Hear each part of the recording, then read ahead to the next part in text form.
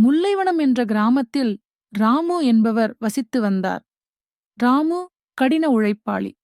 அவர் அருகில் உள்ள வயல்களில் வேலை செய்து சம்பாதித்து வந்தார்.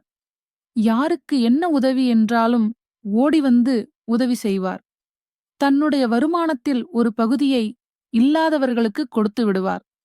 ராமுவைப் பற்றி கேள்விப்பட்ட துறவி ஒருவர் முல்லைவனம் கிராமத்துக்கு வந்தார். அவரைச் சந்திக்க ஏராளமானவர்கள் வந்தனர். ஆனால் ராமு மட்டும் வரவில்லை. தான தர்மம் செய்யக்கூடிய ராமு ஏன் தன்னை வந்து சந்திக்கவில்லை என்று துறவிக்கு குழப்பமாக இருந்தது. 3வது நாள் மாலை துறவியை பார்க்க வேகமாக ஓடி வந்தார் ராமு. துறவியாரே, தாமதமாக வந்து உங்களைச் சந்தித்ததற்கு என்னை மன்னிக்க வேண்டும். 3 நாட்களாக அறுவடை, மூச்சுவிடக்கூட நேரமில்லை. மாலையில் வடக்கு வீதியில் ஒரு பெரியவர் நோய்வாய்ப்பட்டிருந்தார். அவரை கவனிக்க யாரும் இல்லை என்பதால் அங்கு சென்று விட்டேன். இன்றுதான் ராமு மகிழ்ச்சியுடன் வீட்டுக்குச் சென்றார். சற்று நேரத்தில் துறவியும் வந்தார். அவரை நன்கு உபசரித்து தேவையான அனைத்தையும் செய்து கொடுத்தார் ராமு. துறவியின் மனம் மகிழ்ந்தது. ஊரை விட்டுச் செல்லும் அன்று ஒரு மந்திர பொம்மையை ராமுவியிடம் கொடுத்தார். ராமு, தினமும் ஒரு முறை இதை வணங்கி மாதம் ஒரு முறை என் கையில் உள்ள மண்ணை பொன்னாக மாற்று என்று சொன்னால் 3 தங்க நாணயங்கள் கிடைக்கும். இதை உன் உழைப்புக்குப் பரிசாகத் தருகிறேன். பெற்றுக்கொள். நன்றி சொல்லி பொம்மையை வாங்கிக் கொண்டார் ராமு. தினமும் அந்த பொம்மையை வணங்கினார். 1 மாதத்துக்குப் பிறகு துறவி சொன்னதை பரிசோதனை செய்து பார்க்க நினைத்தார்.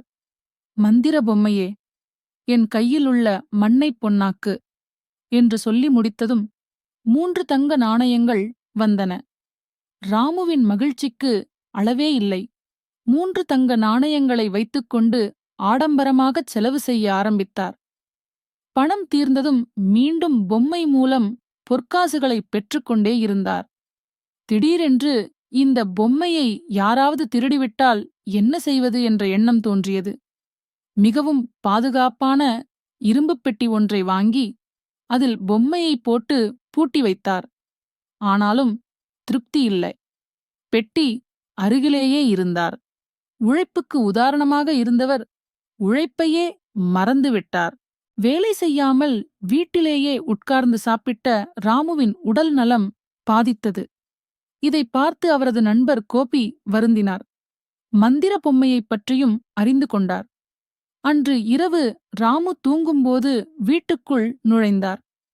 கோபி மந்திர பொம்மைக்குப் பதிலாக சாதாரண பொம்மையை வைத்துவிட்டார். கோபி மறுநாள் காலை கண் விழித்ததும் மந்திர பொம்மையை எடுத்தார் ராமு. வணங்கி மண்ணை பொன்னாக மாற்றும்படி கேட்டார். ஆனால் மண் பொன்னாகவில்லை. அதிர்ச்சி அடைந்தார் ராமு. ஐயோ, திடீரென்று மந்திரம் வேலை செய்யவில்லையே. இனி நான் என்ன செய்வேன்? ஒருவேளை நாளை வேலை செய்யலாம் என்று தனக்குத்தானே கூறிக்கொண்டார் ராமு. 1 மாதமாகியும் மந்திர பொம்மை வேலை செய்யவில்லை. இனி மந்திர பொம்மையால் பலனில்லை என்பதை உணர்ந்து கொண்டார் ராமு. உணவுக்கு வழியில்லாமல் மீண்டும் வேலைக்குப் போக ஆரம்பித்தார். உடல் ஒத்துழைக்கவில்லை. மிகவும் கஷ்டப்பட்டார் ராமு. 2 மாதங்களுக்குப் பிறகு மீண்டும் பழைய ராமுவாக மாறினார். கடினமாக உழைத்தார். எல்லோருக்கும் உதவினார். கோபி மந்திர பொம்மையுடன் வந்தார். ராமு, என்னை மன்னித்துவிடு. ராமு, நீ உழைக்காமல் உன் உடல் வேதனைப்படுவதைப் பார்த்து உன்னை குணமாக்கவே இந்த பொம்மையை நான் எடுத்துச் சென்றேன். உழைக்காமல் வரும் எந்த ஒரு பொருளும் நிலைக்காது என்பதை உணர்ந்திருப்பாய். உழைத்தால் நோயின்றி மகிழ்ச்சியாக வாழலாம். உன் மந்திர பொம்மையை வைத்துக்கொள் என்றார். கோபி, ஐயையோ, எனக்கு பொம்மை வேண்டாம். இப்போதுதான் நிம்மதியாக இருக்கிறேன். இதை துறவியிடமே கொடுத்து விடுகிறேன் என்றார் ராமு.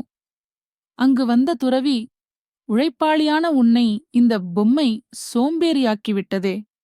நல்லவேளை கோபியால் நீ திருந்திவிட்டாய். இனி என்றென்றும் உன் வாழ்வில் மகிழ்ச்சி இருக்கும். உழைப்பால் இன்னும் உயரமான இடத்துக்குச் செல்வாய். இந்த பொம்மையை நான் எடுத்துக்கொள்கிறேன் என்றார் துறவி. கதையின் உட்கருத்து: உழைப்பே உயர்வு, மந்திரமல்ல. கடின உழைப்பே வாழ்வில் நிலையான வெற்றியைத் தரும். குழந்தைகளுக்கான பாடம்: உழைப்பை மதிக்க வேண்டும். கடின உழைப்பில்லாமல் எதையும் அடைய முடியாது. இந்த கதை உங்களுக்கு பிடித்திருந்தால் இந்த சேனலை சப்ஸ்கிரைப் செய்யவும்.